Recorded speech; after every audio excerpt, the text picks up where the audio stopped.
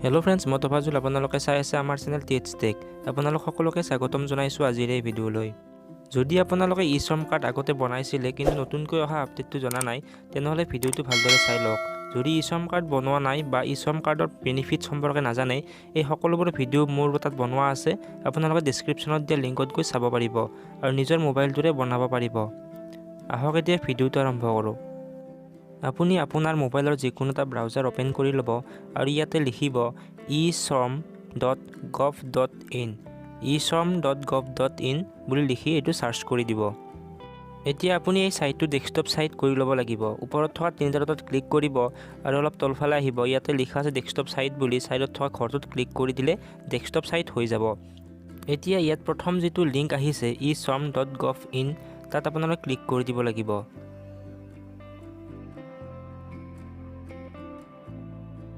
Click কৰাৰ পিছত আপোনাৰ এনেকৈ এই পেজখন খোল খাব। এতিয়া অলপ তলফালে আহিব আৰু ইয়াতে লিখা আছে ৰেজিষ্টাৰ অন ই-শ্ৰম। আপোনালোকে ইয়াতে ক্লিক কৰি দিব লাগিব। ক্লিক কৰাৰ পিছত আপোনাৰ এই পেজখন এনেকৈ খোল খাব। ইয়াত আপুনি আধাৰ কাৰ্ডৰ সৈতে যিটো নাম্বাৰ লিংক হৈ আছে আপোনাৰ মোবাইল নাম্বাৰ, সেই নাম্বাৰটো ইয়াত দিব লাগিব আৰু ইয়াৰ তলত দিব লাগিব এণ্টাৰ কেপচা লিখা আছে। আপোনাৰ ইয়াত যিটো কেপচা কোড আছে কোডটো দিব লাগিব। যেনেকৈ আছে ঠিক তেনেকৈ বহাই দিব। তাৰপিছত ইয়াত তলত লিখা আছে আপুনি যদি EPFOৰ মেম্বাৰ হয়, সদস্য হয়, তেনেহ'লে য়েছত ক্লিক কৰিব, নহ'লে নোট কৰিব। আৰু ESICৰ যদি সদস্য হয় তেনেহ'লে য়েছত ক্লিক কৰিব আৰু নহ'লে নোট ক্লিক কৰিব। তাৰপিছত চেণ্ড OTPত ক্লিক কৰি দিব লাগিব। এতিয়া মই ইয়াতে এইখিনি বহাই লৈছোঁ। এইখিনি মই এতিয়া ইয়াত বহাই ল'লোঁ আৰু চেণ্ড OTPত ক্লিক কৰি দিছোঁ আৰু লগে লগে মোৰ মোবাইলত এটা OTP আহিছে আৰু OTPটো মই ইয়াতে ইণ্টাৰ OTP য'ত লিখা আছে তাত বহাই দিব লাগিব। এনেকৈ OTPটো বহাই ল'ব আৰু অলপ তলফালে আহিব। ইয়াতে ছাবমিট অপশ্যনত ক্লিক কৰি দিব। তাৰপিছত আপোনাৰ ইয়াতে আধাৰ নাম্বাৰটো দিব লাগিব।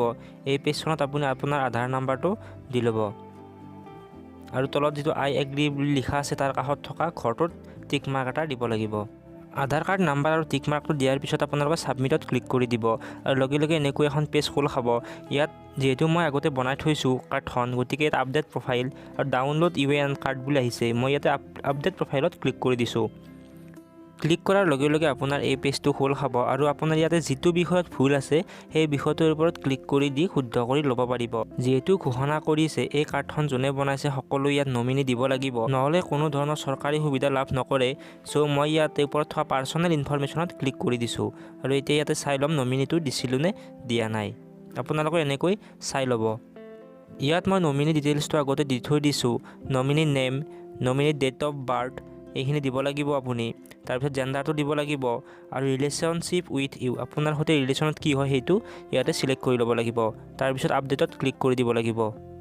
এইখিনি কাম আপুনি কৰিবই লাগিব, নহ'লে চৰকাৰৰ কোনো ধৰণৰ সুবিধা লাভ নকৰিব। আপডেটত ক্লিক কৰাৰ লগে লগে আপোনাৰ আকৌ আগৰ পেজটো খোল খাব। এতিয়া ওপৰফালে আহিব আৰু যিটো বেক অপশ্যন দিয়া আছে তাত ক্লিক কৰি দিব লাগিব। এতিয়া আপোনাৰ আপডেট দিয়া কাৰ্ডখন ডাউনলোড কৰিব লাগিব আৰু ডাউনলোড কৰিবলৈ হ'লে ডাউনলোড UAN কাৰ্ডত ক্লিক কৰি দিব লাগিব আৰু আপুনি আপডেট দিয়া কাৰ্ডখন এনেকৈ দেখিবলৈ পাব।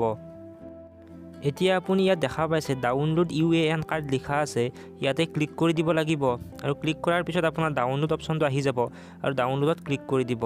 ডাউনলোড ক্লিক কৰাৰ পিছত আপোনাৰ এই কাৰ্ডখন মোবাইলত ডাউনলোড হৈ যাব আৰু এইটো আপুনি প্ৰিণ্ট কৰি ল'ব পাৰিব। ভিডিঅ'টো সম্পূৰ্ণকৈ চোৱাৰ বাবে আপোনাক অশেষ ধন্যবাদ। যদি ভিডিঅ'টো ভাল লাগিছে তেনেহ'লে লাইক, কমেণ্ট, শ্বেয়াৰ কৰি দিব আৰু লগতে ছাবস্ক্ৰাইব কৰিবলৈ নাপাহৰিব।